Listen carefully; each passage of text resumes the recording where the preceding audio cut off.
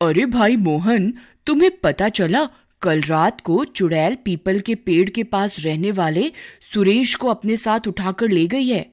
हाँ भाई घसीटा, मुझे भी सुबह ही पता चला इसके बारे में। अरे भाई, मैंने तो अपने दरवाजे पर चुड़ैल कल आना लिख दिया है।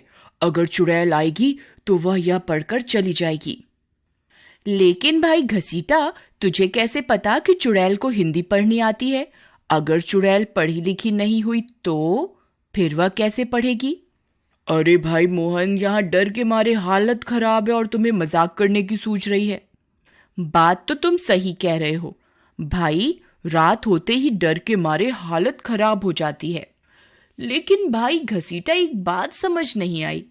सुरेश ने भी तो अपने घर के आगे चुड़ैल का लाना लिखा हुआ था, तो फिर वह चुड़ैल उसे घर से कैसे उठा के ले गई? भाई तुम्हें नहीं पता क्या?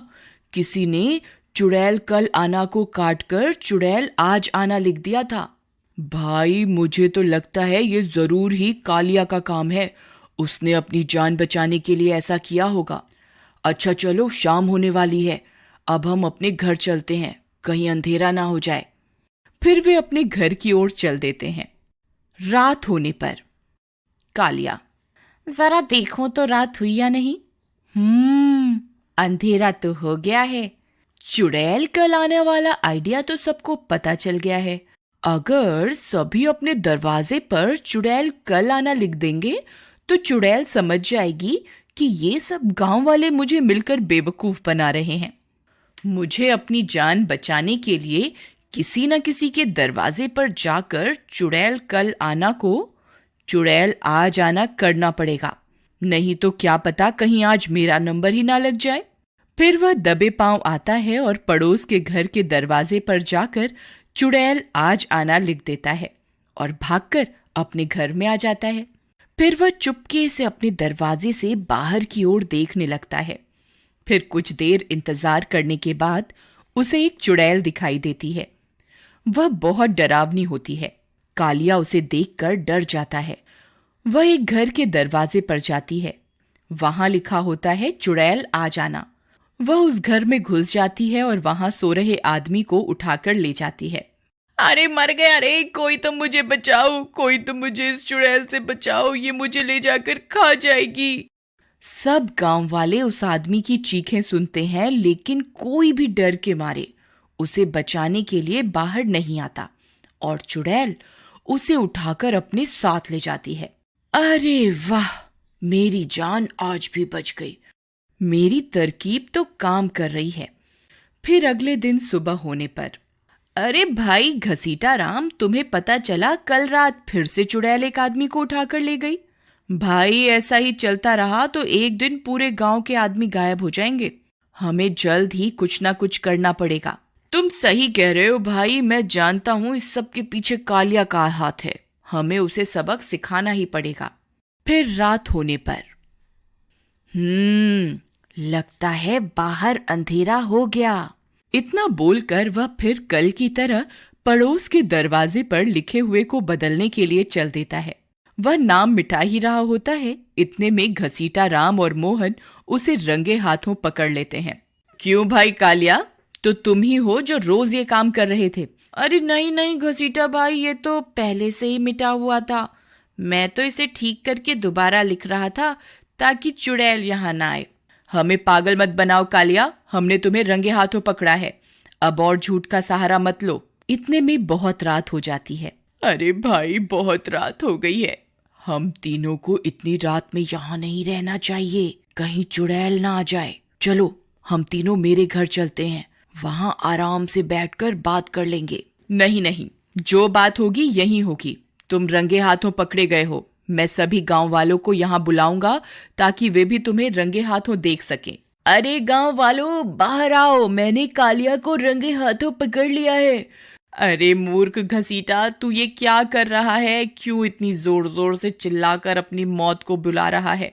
डर के मारे कोई गांव वाला तो बाहर आएगा नहीं, लेकिन तेरी ये आवाज सुनकर चुड़ैल जरूर आ जाएगी। मैं किसी चुड़ैल से नहीं डरता। मैं तुम्हारी सच्चाई आज गांव वालों को जरूर बताऊंगा। लगता है आज ये हम तीनों को मरवा के ही दम लेगा। इतने में चुड़ैल उन तीनों की आवाज सुन लेती है और वह पहुंच जाती है।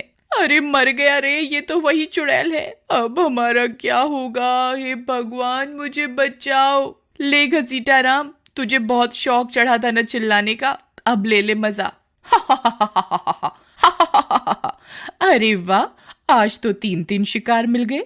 मुझे किसी का दरवाजा भी नहीं खटखटाना पड़ा। चुड़ैल जी, घसीटा राम को आपसे मिलने का बहुत शौक था। मुझे रोज बोलता था कि मुझे चुड़ैल से मिलना है, आप पहले उनसे जरूर मिल ले। नहीं चुड़ैल जी, ये कालिया आपसे बहुत प्यार करता है। रोज मुझसे आपके बारे में बातें किया करता था, कहता था आपके मिलने पर आपसे प्यार का इजहार करेगा, और अब देखो कैसे शर्मा रहा है। अरे कालिया, शर्माओ नहीं, चुड़ैल जी से अपने प्यार का इजहार कर लो। अरे दैया, अब ये चुड़ैल हम में से किसी को नहीं छोड़ेगी। भागो रे भागो, अपनी अपनी जान बचाकर भागो। अरे मर गए रे, आज हम तीनों को कोई नहीं बचा सकता। भागो रे भागो। फिर वे भागते भागते घने जंगल में पहुंच जाते हैं। वहां उन्हें एक गुफा दिखाई देती है। अरे भाई वह देखो, सामने एक गुफा है, चलो वहीं जाकर छुप जाते हैं। फिर वे तीनों उस गुफा के अंदर चले जाते हैं। थोड़ा अंदर जाने पर उन्हें वहां एक साधु तपस्या करते हुए मिलते हैं। हे साधु बाबा, कृपा करके हमारी जान बचाओ। हे साधु बाबा, हमारे गांव के ऊपर एक चुड़ैल का साया है। रात होते ही वह चुड़ैल हमारे गांव में आती है और रोज एक आदमी को उठाकर अपने साथ ले जाती है। हम तीनों किसी तरह से अपनी जान बचाकर यहाँ आए हैं। मैं जानता हूँ उस चुड़ैल के बारे में। बाबा, अगर आप उस चुड़ैल के बारे में जानते हैं तो कृपा करके हमें बताएं कि वह हमारे गांव के आदमियों के पीछे क्यों पड़ी है। बहुत समय पहले की बात है। इसी गांव में एक नवविवाहित जोड़ा दूसरे गांव से भागकर शादी करके रहने लगा था, लेकिन गांव वालों को ये मंजूर नहीं था, तो उन्होंने उन्हें बुरा भला बोला और उनकी जान लेनी चाहिए।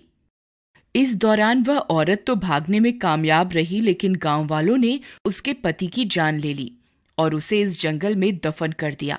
अपने पति से बिछड़ने के गम से उस औरत ने अपनी जान दे दी और अब वह चुड़ैल बनकर इस गांव में अपने पति की तलाश कर रही है। ये तो बहुत बुरा हुआ साधु महाराज, अब हमें कोई उपाय बताएं। एक उपाय है, तुम्हें उस चुड़ैल को उसके पति से मिलवाना होगा, तभी वह चुड़ैल इस गांव का पीछा छोड़ेगी।